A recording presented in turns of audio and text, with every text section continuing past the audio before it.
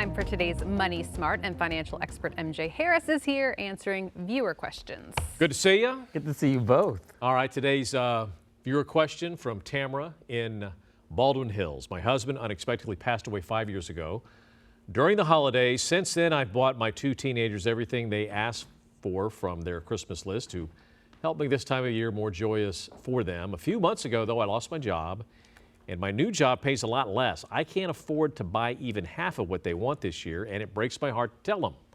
How can I break the news to my two teens that mom cannot afford a big Christmas this year? For starters, they're teenagers. Well, there you go. There you go. But, you know, I will say this. I understand her desire to want to celebrate her husband's legacy this time of year with gifts. But the thing that she doesn't want to do is put herself in financial duress trying to celebrate his legacy. So here's the thing. And I would say to do exactly what my mother used to do with us. She would tell us what her budget was. She was very honest with us, okay? Because my mother had very limited resources. She was a social worker. And so she would say, listen, this is how much money I have to pay for your gifts this time of year.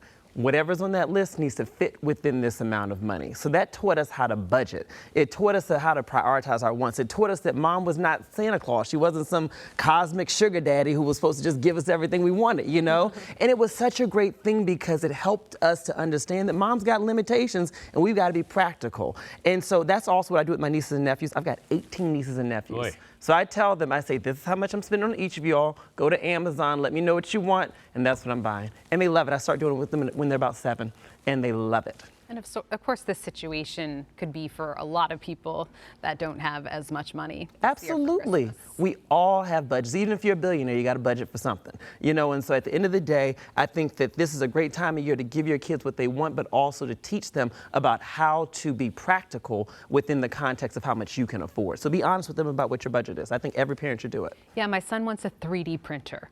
A 3D printer. They're like $15,000. Well, all right, honey. KTLA is paying good these days. No, I don't even know where he found out about a 3D printer. I don't know what that is.